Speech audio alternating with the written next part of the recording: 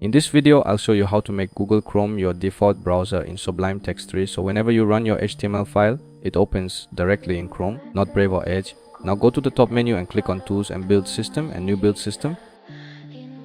In that file, paste this exact.